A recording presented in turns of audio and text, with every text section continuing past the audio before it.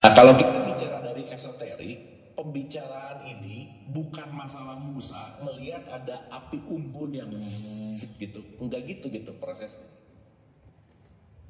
Tetapi Musa sedang mendapatkan satu enlightenment, api yang bukan di mana-mana, gitu kira-kira. Makanya tajalinya Musa itu tidak terletak pada wilayah geografis, enggak. Dia meniti ke dalam dirinya, dia menemukan sumber sejati di dalam dirinya gitu. Contoh ya, contoh. Kan di surat 32 ayat 9 itu ada kalimat gini, Bu. A'udzubillahi minasyaitonirrajim, bismillahirrahmanirrahim. Kemudian dia menyempurnakan dan meniupkan ke dalamnya rohnya, bagian dari dirinya. Oke, di surat 24 ayat 35, Allahun nur, aku adalah cahaya.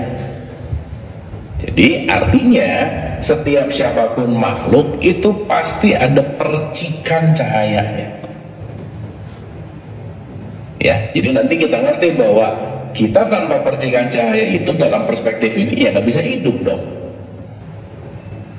Maka percikan yang tertutup oleh identitas nanti jadi kepalsuan. Maka percikan yang tertutup oleh identitas tadi, kita sibuk dengan identitasnya, tapi kita lupa menyaksikan percikan itu di dalam diri kita sendiri gitu. Ya, nah nanti kekeosan, kesibuk ke chaos, berantem, perbedaan pendapat, ribut apa? Gara-gara apa? Gara-gara kita mengedepankan kepalsuan kita masing-masing gitu kira-kira. Ya, nah nanti kita lihatkan dengan cerita Musa. Saya balik dulu ya, ibu-ibu ya, saya balik dulu nih. Nah, saya gambarin dulu ya. Oke.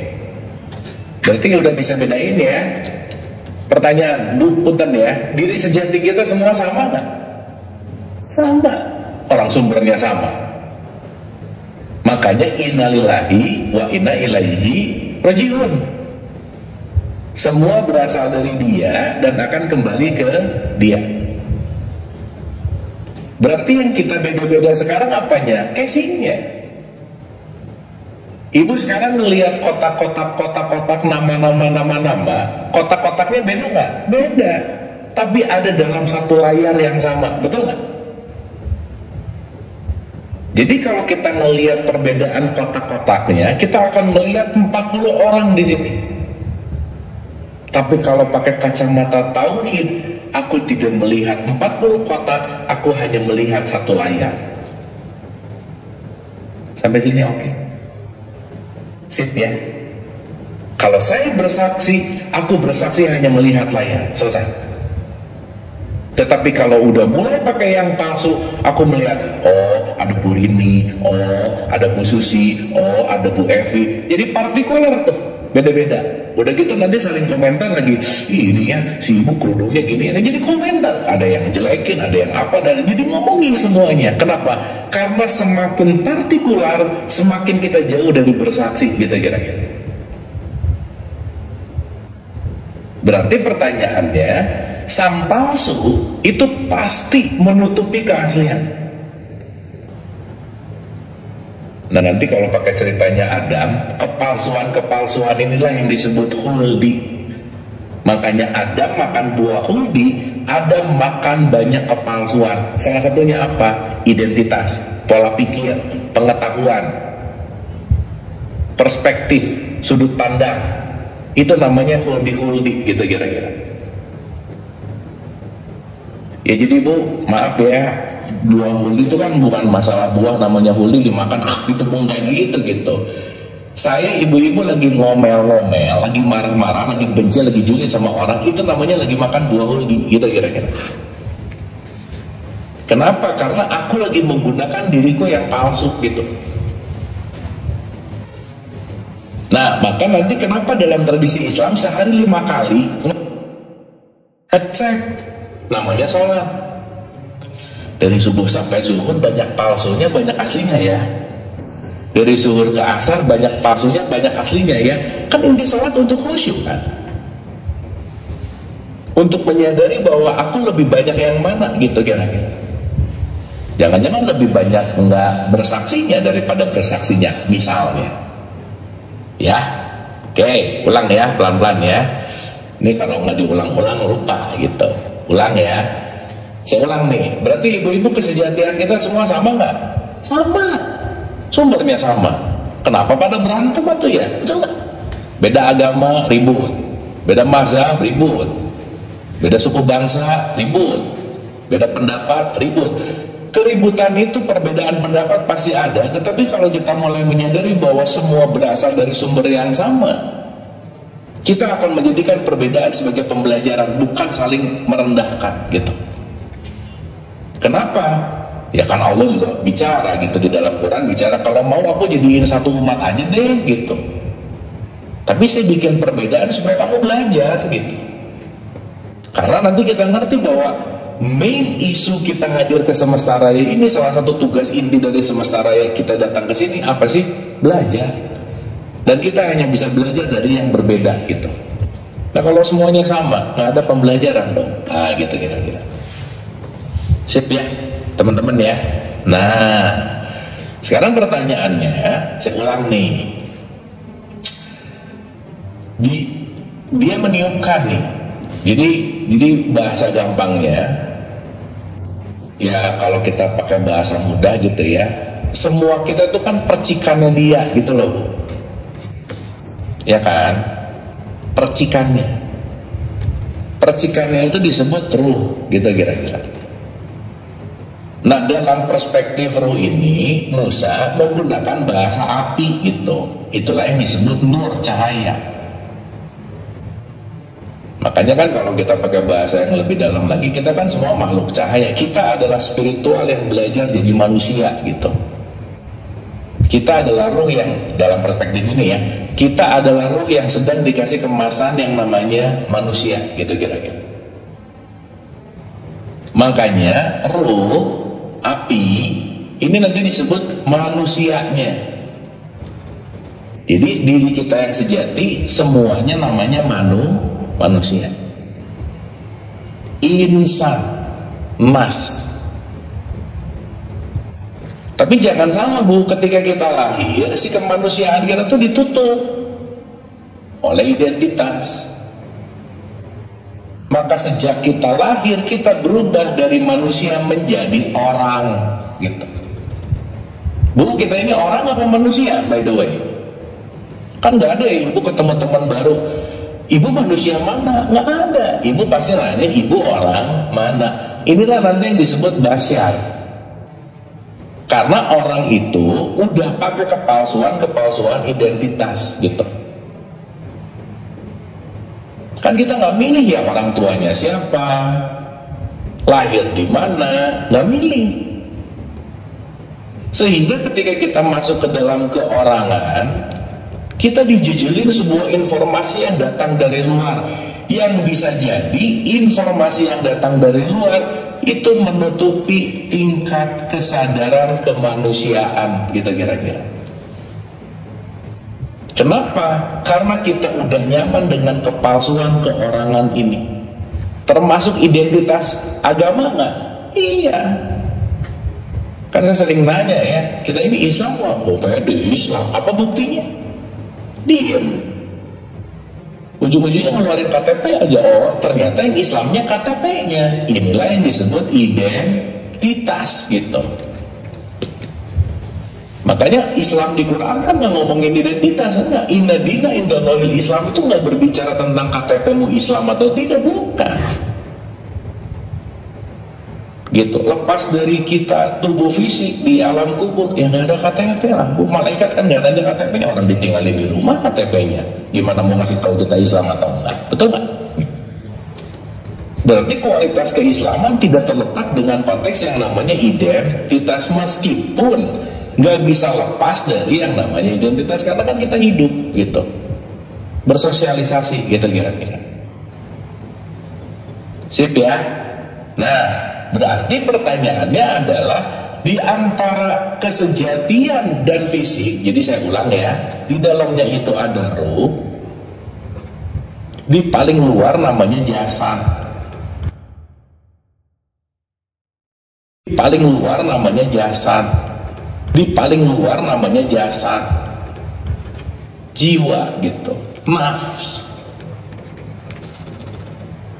Nafs itu nanti ada kaitannya sama apa? Sama ego gitu kira-kira. Sip ya. Berarti kalau kita mau bicara tentang bersaksi, bagaimana kita menurunkan ego? Karena kalau egonya turun, kita akan menyaksikan yang sejati gitu kira-kira. Dan kita tahu bahwa bagian dari nafs ini disebut manas. Manas itu ada apa? Pikiran, perasaan, dan emosi gitu. Makanya Bu, maaf banget ya, mau rajin ngaji, rajin sholat, rajin puasa, tapi tidak memanage pikiran, perasaan, dan emosi, nggak akan bisa bersaksi aja. Gitu. Sholat rajin, pikirannya chaos. Puasa rajin, emosinya nggak beres, misal. Kenapa? Karena inti dari semua yang kita regulasi dalam keseharian apa? Nafs ini sendiri gitu. Makanya kan kalau pakai bahasa kematian, kullu nafsin zaikatul maut. Kalau nafsnya mati, kamu baru hidup gitu. Artinya apa? Kematian di sini bukan kematian tanah kusir, bukan. Awal mula bersaksi adalah kematian sang ego. Awal mula bersaksi adalah bagaimana peniadaan ego. Ego itu aku kecil. Kan suka gini ya Bu, maaf nih, dia berbuat baik terus habis gitu mau ngapa-ngapain, nggak taunya cerita kalau bukan saya yang nolong ya. Nah mulai itu, kalau bukan saya ya, nah berarti kan egonya kencang banget gitu. Jadi kita berbuat ini pakai ego atau pakai bersaksinya ilaha illallah tadi gitu. Itu kan yang menarik gitu. Nah maka kalau kita tidak belajar bersaksi ini, kita akan ujung-ujungnya apa? Sibuk melayani ritual jasad yang terus-menerus menebalkan identitas, yang akhirnya sibuk dengan kepalsuan, tapi berantem terus sama orang lain gitu loh. Komen mulu sama orang, nyari kesalahan orang mulu gitu. Terutama nggak peduli dengan kesejahteraan gitu. Makanya ingat ya bahwa manusia yang paling mulia itu kan yang takwa loh ya. Dan salah satu takwa itu adalah bagaimana dia pandai melepaskan kemelekatan gitu. Anyway, ya dapat ya ibu-ibu ya. Nah, berarti sekarang pertanyaannya, Daya, saya gambarin lagi nih. Gambarin lagi. Kalau ini adalah Allah, ruh tadi percikannya, berarti di dalam apa di luar? Di dalam dong. Berarti di sini ada sekat yang tebal yang membuat kita nggak bisa bersaksi sama dia. Apa sekat yang tebal ini? Inilah yang disebut nafs. Oke? Maka kalau nafsnya masih menguasai, sulit untuk masuk ke sini. Makanya nafs ini nanti disebut rompah gitu. Jadi maaf ya, sulit bersaksi hadirnya Allah, sombong, merasa paling benar, pelit, susah maafin orang. Wah itu tipikal susah-susah bersaksi aja. Kenapa? Karena layernya tuh, waduh. Nanti habis ini kita bahas layer nafs ya, ibu-ibu ya. Derajat-derajat bagian-bagian dari nafs. Oh ini tuh kencang banget gitu. Pengetahuan kita, keyakinan kita, kebiasaan kita, udah tuh kencang banget di sini nih, gitu. Jadi mau nembus ke dalam ke sini tuh susah banget orang. Kayak kulit bawang gitu loh, banyak banget kulit-kulit yang harus dalam tanda petik dikupas gitu kira-kira. Maka kulit-kulit yang lengket ini, inilah nanti yang disebut apa? Kepalsuan diri kita gitu. Makanya orang yang menuhankan kepalsuan itu sering disebut musyrik. Kita bisa menjelekkan gara-gara beda kelompok loh. Menuhankan kelompok musyrik itu kata Quran. Akhirnya apa yang dicari? Perbedaannya, kesalahannya, perbedaannya, kesalahan. Makin tambah, tambah. Nah, semakin banyak titik-titik ini, hitam ini, semakin banyak sekat-sekat ini, semakin kita sulit untuk bersaksi. Kenapa? Karena nafsnya semakin tumbuh. Makanya kan mana yang dikasih makan, mana yang diberikan nutrisi, dia akan tumbuh. Jadi kalau ego yang tiap hari dikasih makan, sulit untuk melakukan yang bersaksi. Nah, ibu-ibu, titik-titik inilah yang disebut ilah. Identitas kita, kesombongan kita, pengetahuan kita, merasa tahu, itu semua ilah gitu. Nah, nanti lebih dalam lagi ya kita bahas di pertemuan yang akan datang. Allah itu apa sih sang realitasnya? Maka ilah nanti disebut dualitas. Allahnya itu adalah realitas. Ilah itu adalah ekspektasi kita, keinginan kita, mau-mau kita, rencana-rencana kita, yang tiap hari seakan-akan berdoa, ya Allah semoga, ya kita jadi kayak doa tapi jadi ngatur, ya Allah pokoknya maunya aku jadiin aja. Nah gimana sih gitu? Tapi waktu sholat selalu mengatakan inna sholati wa nusuki wa mahyaya wa mamati lillahi. Ya Allah terserah, aku cuma mau mengikuti realitas yang engkau berikan. Tapi tiap hari konflik sama keinginan, gimana ceritanya? Terus ngomong tiap hari aku bersaksi tidak ada ilah selain Allah. Aneh ya Bu? Jangan-jangan bunyi aja sih gitu kira-kira. Sip ya. Sehingga nanti kalau kita mulai menyadari ini, oh ternyata perjalanan apapun adalah perjalanan meniti ke titik paling dalam di dalam diri kita. Berarti melampaui jasad, melampaui jiwa, mas, baru nyampe ke titik yang namanya ruh gitu. Nah kan kalau kita ngomongin haji, perjalanan haji itu sebenarnya ini kita harus tawaf berulang-ulang loh Bu. Makanya tawaf itu diawali dari Hajar Aswad, batu hitam. Ini titik-titik hitam nih gitu. Kotoran-kotoran ini yang harus kita tawaf lagi, tawaf lagi, tawaf lagi. Perlu pakai sa'i, usaha gitu. Perlu pakai tahalul, dilepasin ke melekatan gitu misalnya. Dan ini kalau cuma ngelakuin dalam konteks yang namanya ritual, ya kan cuma jadi hanya olahraga gitu. Gelarnya dapat, tapi esensi kesadarannya ya udah aja sih gitu. Ya tapi nggak apa-apa ya, karena semuanya pasti sesuai dengan kesadarannya masing-masing gitu.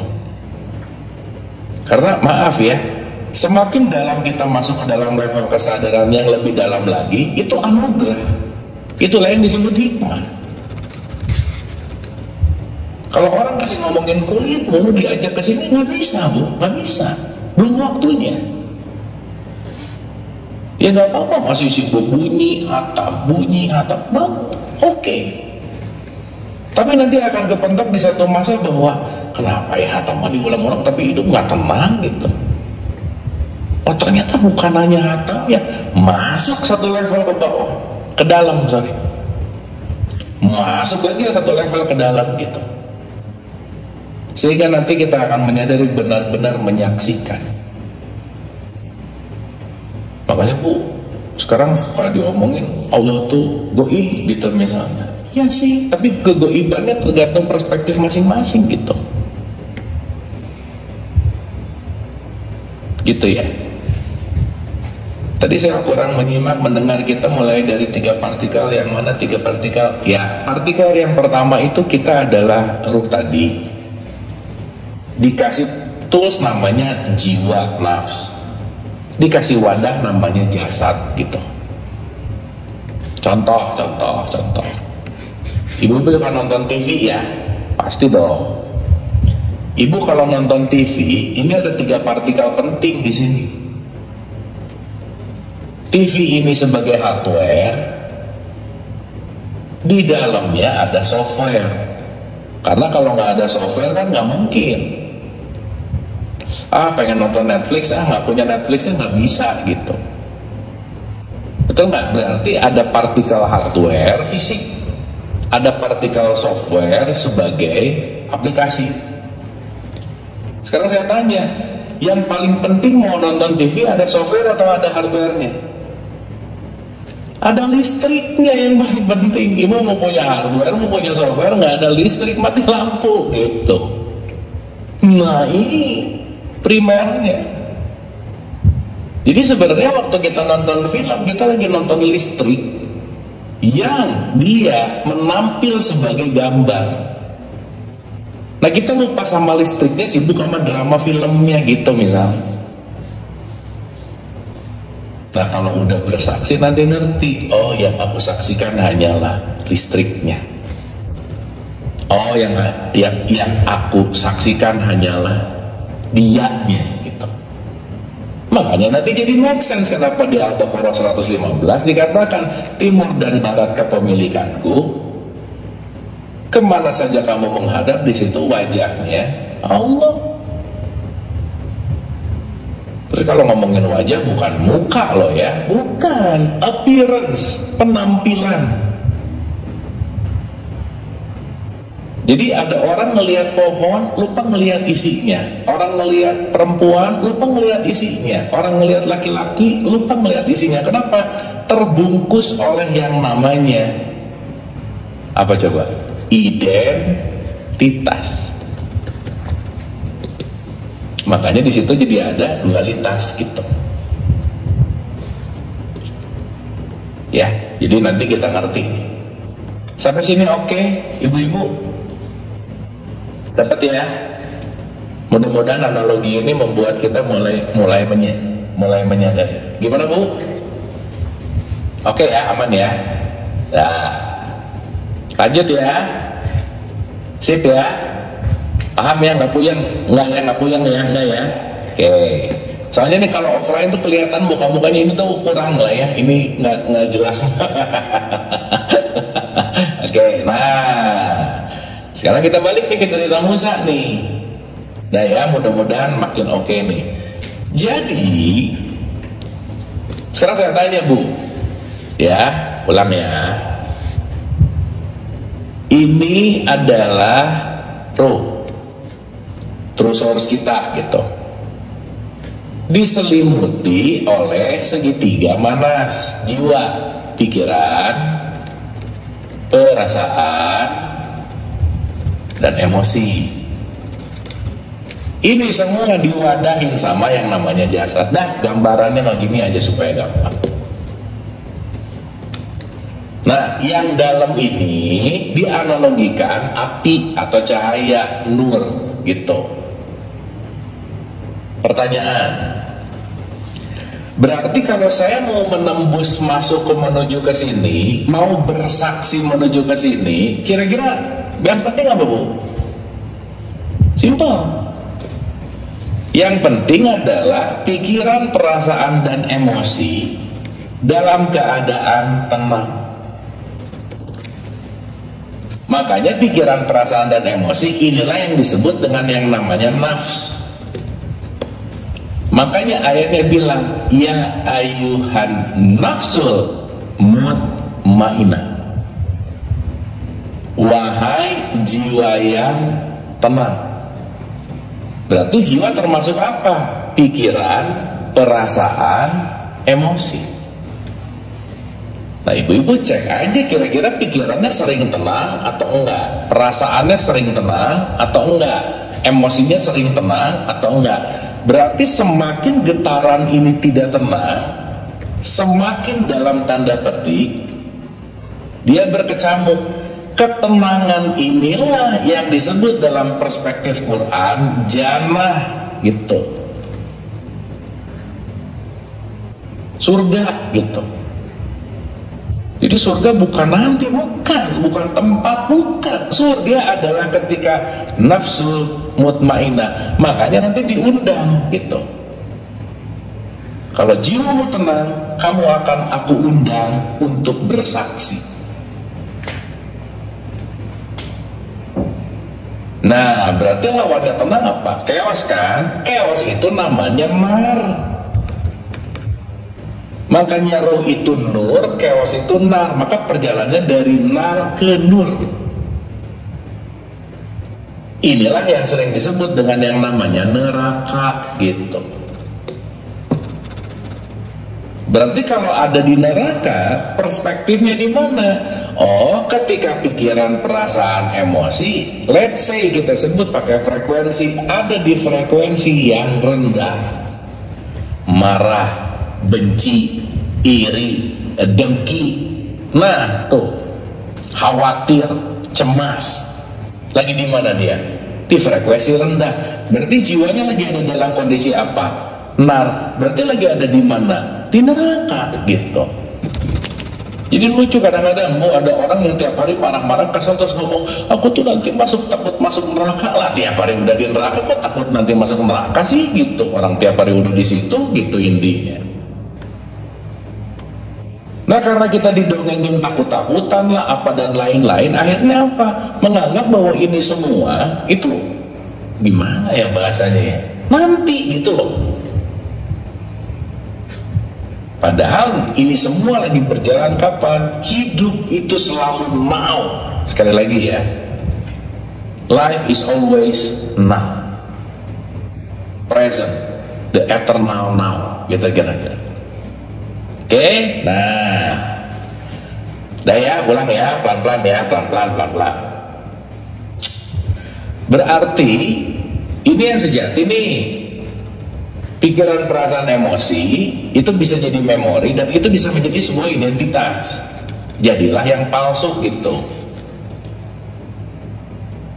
Salah satu kepengenan pikiran itu kan beranjak ke masa lalu, ke masa depan. Makanya banyak banget orang sekarang tuh dikit-dikit, aduh dulu ya, dulu gitu.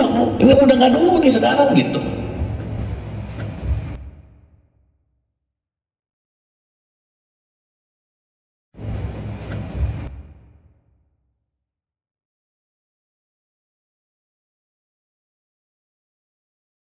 Kebayang nggak?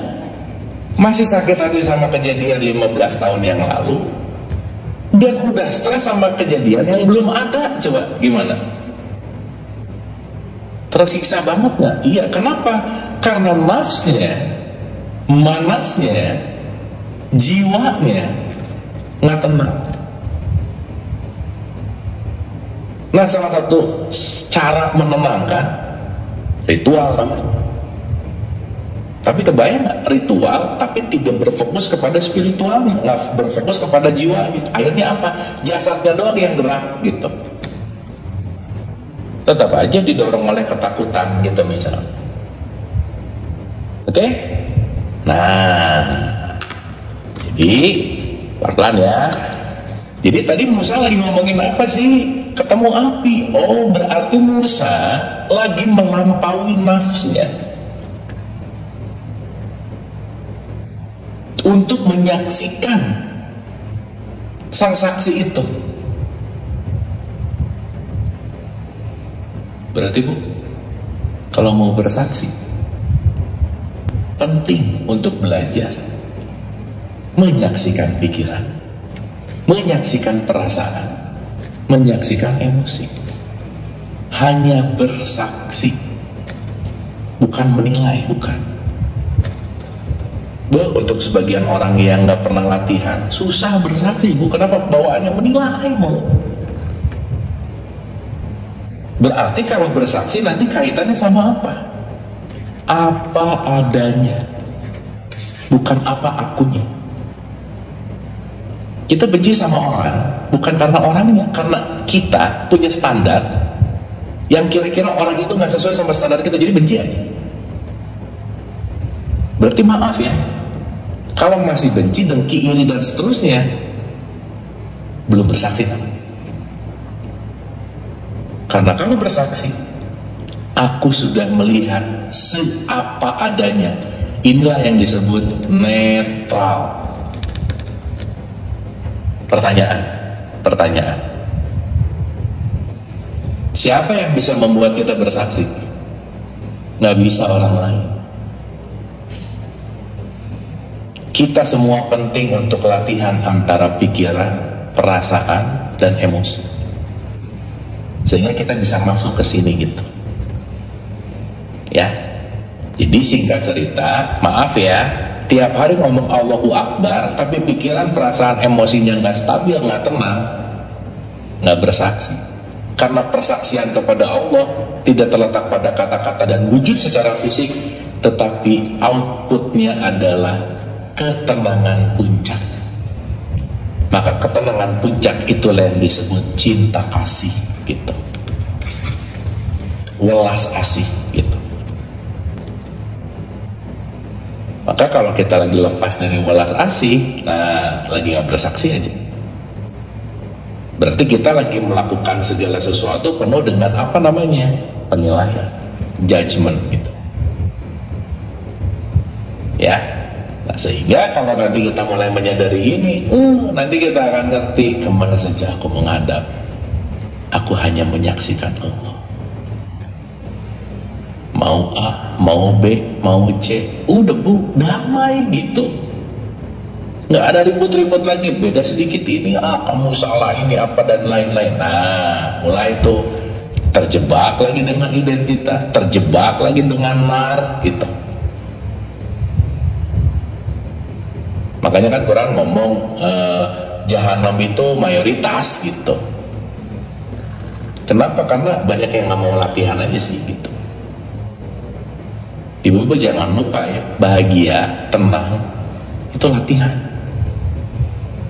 Kalau nggak dilatih nggak bisa lah, nggak bisa tiba-tiba mendapatkan kebahagiaan, nggak mungkin. Latihan, dibiasakan. Nah kalau kebiasaannya tiap hari marah-marah mulu, gimana mau bahagia? Orang autopilotnya marah misalnya, autopilotnya benci gitu misalnya, susah dong masuk ke sini. Itulah kenapa penting untuk latihan. Nah makanya sholat sebagai menjeda, puasa sebagai menghening gitu, haji sebagai pengheningan total. Itu semua kalau nanti kita bahas secara hakikat, intinya cuma satu kok, menghantarkan kita ke titik api ini sebenarnya. Sholat, puasa, umroh, haji itu hanya regulasi manas, pikiran, perasaan, emosi. Makanya puncak haji kan wukuf ya. Puncak sholat khusyuk, apa? Diam dalam tanda petik. Diamnya pikiran, diamnya perasaan, diamnya emosi. Maksud diam di sini apa? Aku ada di dimensi menyaksikan semuanya.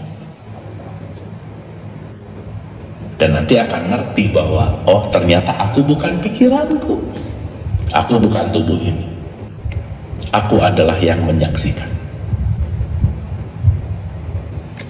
Ya, nanti di pertemuan yang akan datang kita akan bahas stage of consciousness itu sendiri gitu.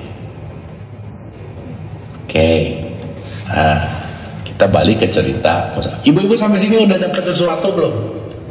Clear ya? Dapat ya? Sip ya? Dapatnya apa gimana memang tergantung wadahnya masing-masing, gak apa-apa. Tapi at least ada perenungan, at least ada sesuatu yang kita sadari, oh gitu, at least ada oh-nya gitu lah kira-kira. Ya, sip, yuk kita masuk dulu ke ceritanya Musa lagi, 20 ayat 9 ya. Jadi mulai ngerti nih, oke. Jadi kenapa Musa tuh kekeh pengen ketemu Tuhan? Iyalah, karena dia pengen bersaksi langsung, nggak mau dapat dongeng dari orang lain gitu. Allah itu ya gini, percaya aja. Menyaksikan? Enggak, ya jangan lah gitu. Ya, jadi semoga kita belajar untuk direct. Jadi jangan terlalu banyak ngambil informasi dari subagen, Bu. Jangan terlalu banyak ngambil barang dari subagen gitu. Orang distributor utamanya udah ada jalannya. Oh percaya sama subagen lagi, jangan ya. Lagi kita belajar itu gitu. Sip ya. Nah, apakah telah sampai kepadamu kisah Musa ketika ia melihat api Dead Sea? Berarti Musa lagi benar-benar masuk ke dimensi ruhaninya gitu. Makanya semua nabi dan rasul melalui proses ini di mana coba Bu? Di gunung. Makanya kaitannya ini sama gunung aja. Kenapa? Simbol tempat yang tinggi, hening, damai, tenang. Gua Hiro misalnya. Gitu ya. Jadi kondisi sangat menentukan juga gitu. Nah, maka di sini dibilang, ketika ia melihat api, lalu ia berkata kepada keluarganya, tinggallah kamu di sini, sesungguhnya aku melihat api, mudah-mudahan aku dapat membawa sedikit daripadanya kepadamu, atau aku akan mendapatkan petunjuk dari tempat api itu. Ibu-ibu, kalau mengakses api itu, kita lagi mengakses kesadaran tanpa batas. Contoh ya, ide misal, sok ibu lagi banyak pikiran, lagi stres, susah dapat ide. Tapi begitu tenang, santai, begitu ada langsung dapat sesuatu di situ. Ya, dan itu mengakses gitu kira-kira. Oke.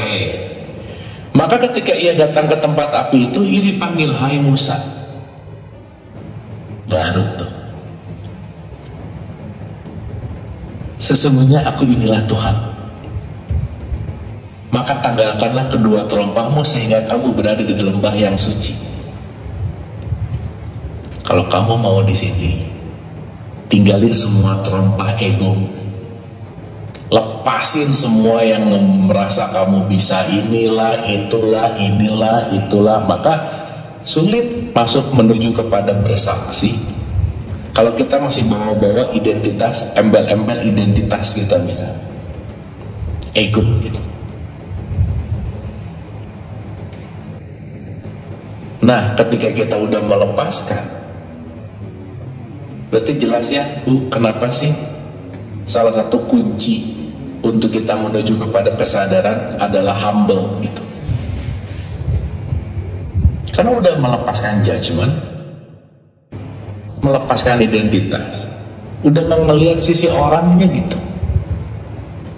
Kan bisa aja ya, begitu dengar nanya dulu, kamu emang sekolah di mana, lulusan apa, kamu bisanya apa. Saya cuma mau dengerin dengan misalnya gitu. Itu kan terompahnya banyak banget ya. Nanti di pertemuan yang akan datang, trauma ini kita sebut sebagai konsep gitu. Jadi kita ini hidup ribet sama konsep gitu, terjajah sama konsep gitu. Konsep yang dibuat dan konsep yang melekat dari faktor eksternal lagi gitu. Nah, ketika sesungguhnya aku inilah Tuhanmu, maka tanggalkanlah kedua terompahmu, sesungguhnya kamu berada di lembah yang suci Tuhan. Nanti kita bahas lebih detail ya. 13-nya, dan aku telah memilih kamu, maka dengarkanlah apa yang akan diwahyukan. Aduh Bu, dalam kondisi bersaksi, kita hanya akan masuk ke ruang hening penuh dengan damai. Disitulah Rahman Rahimnya bukan hanya diucapkan. Makanya let's say sholat ya, mau sholat itu kan kita beres-beres dulu semua energi, vibrasi negatif, frekuensi gitu, dengan apa yang dari kita dengar, wudhu, apa yang kita lihat, ini semua konsep-konsep saya beresin dulu gitu. Berarti saya mau menjarak. Wudhu itu kan memisahkan diri ya, artinya wudhu itu artinya terpisah gitu, terpisah dari konsep lah, anggap aja begitu. Oh, dari subuh ke zuhur kenapa ya banyak gak enak, ternyata saya banyak melihat informasi yang membuat jadi gak enak misalnya. Jadi makanya pendengaran, penglihatan, pikiran, ucapan dicek satu persatu supaya apa? Masuk ke zona tenang tadi gitu. Habis itu persiapannya, inna sholati wa nusuki wa mayaya wa mamati. Ya Allah, udah deh, saya pasrahkan semuanya. Sampai dengan kata-kata Allahu Akbar. Kan mau ngasih tahu bahwa engkau yang besar, aku nothing gitu. Menuju kepada ketiadaan aku. Kan ingat ya ibu-ibu, kita ini debunya bumi. Bumi itu debunya galaksi. Kita dibandingin galaksi raya nggak ada apa-apanya, tapi egonya gede banget gitu.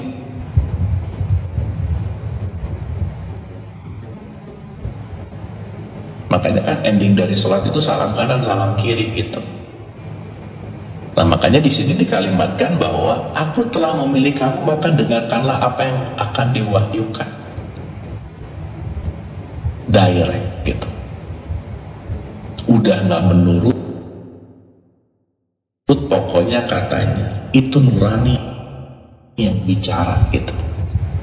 Disitulah masuk zalikal kitabu la raiba fihi hudal muttaqin. Nggak ada keraguan lagi gitu.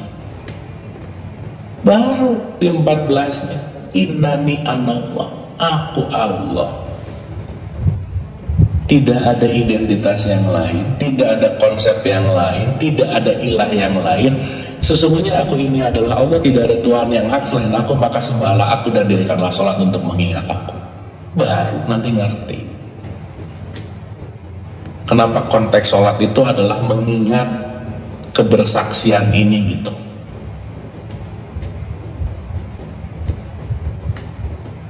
Sip ya. Nah artinya yuk kita mulai menyadari bahwa kebersaksian ini nggak pernah kemana-mana, bukan keluar, bukan ke sana, tapi ke sini gitu. Dan sekarang yang kita ribet dalam hidup ini kan ribet dari konsep-konsep ilah-ilah gitu. Karena kenapa? Kita tidak terlatih untuk bersaksi gitu kira-kira. Oke? Nah, supaya teraplikasi ya, ini kan teorinya nih, tapi supaya kita benar-benar teraplikasi Bu, saya rasa ini yang penting untuk kita latihan. Saya bagi dua dulu ya. Ilah ini Allah. Ada sekat yang besar antara ilah sama Allah. Itu apa? Persepsi. Allah adalah realitas. Sekat di sini udah penuh dengan ekspektasi, keinginan, mau-mau, pengetahuan, semua deh. Ini ada sekat. Jadi kalau kita melihat sesuatu selalu menggunakan kacamata persepsi. Makanya kita bisa menilai orang buruk, baik, karena kenapa? Aku melihat dengan persepsi, melihat dengan si ilah tadi, itu kira-kira. Ini yang paling gampang ya, ibu-ibu, kalau kita ketemu orang nyebelin, jangan lupa senyebelin-nyebelinnya orang, isinya tetap Allah gitu kira-kira. Tapi memang sangat PR sih melihat Allah di orang nyebelin, PR juga gitu. Tapi kalau kita belajar bersaksi,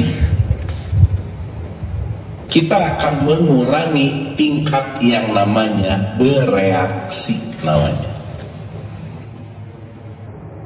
Jadi jangan lupa ya, masalah itu 10%, 90% ini adalah reaksi kita terhadap masalah. Nah berarti kalau bersaksi kita menjeda sesaat dari persepsi yang udah kita lama pakai sebagai kacamata sudut pandang kita. Akhirnya apa? Nggak banyak nyalahin, nggak banyak ngejelekin. Jadi salah satu ciri orang yang bersaksi, dia akan memiliki tingkat pengertian dalam hidupnya. Output dari pengertian adalah maklum. Ya. Dan ini yang paling penting sih.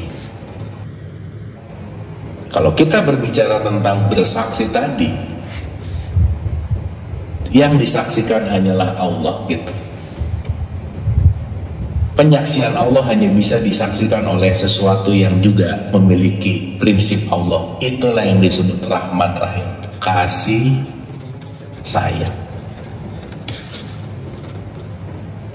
Jadi sebisa mungkin kasih sayang yang melihatnya, bukan ego yang melihatnya. Karena kalau ego yang melihatnya, ada kecenderungan.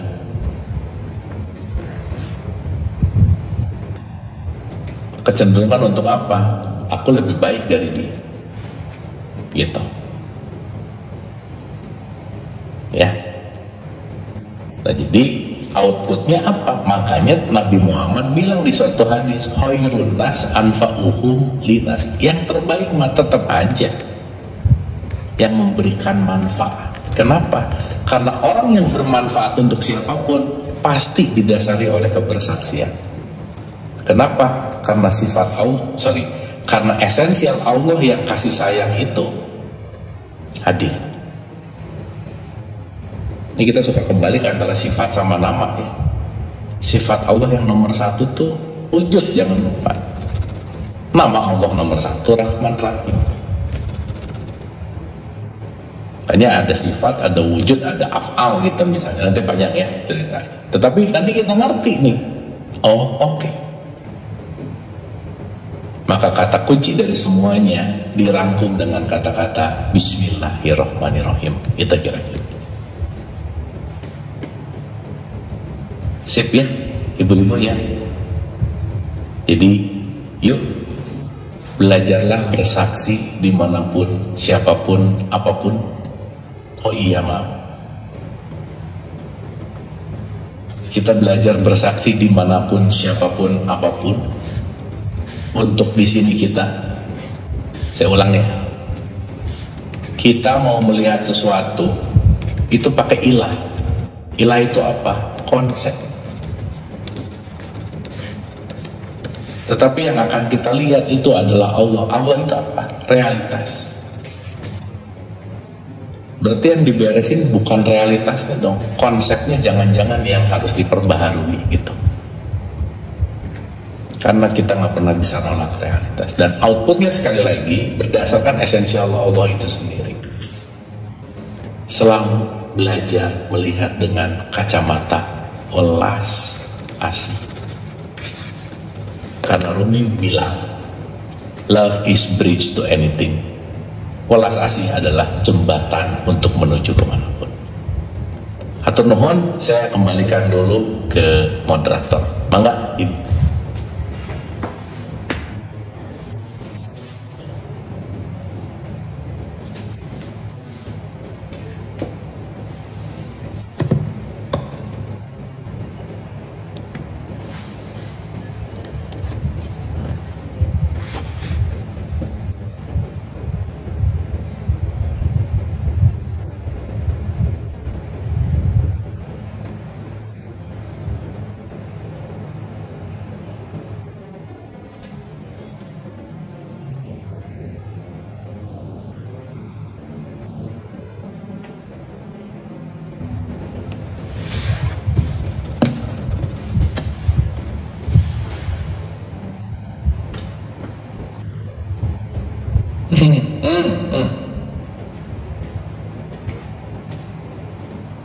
Betul.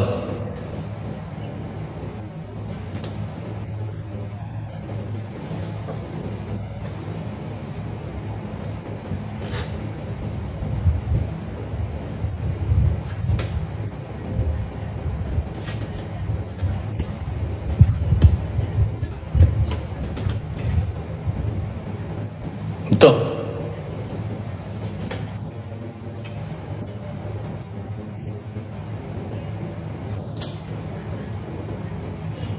Betul, pikiran, perasaan, dan emosi, betul.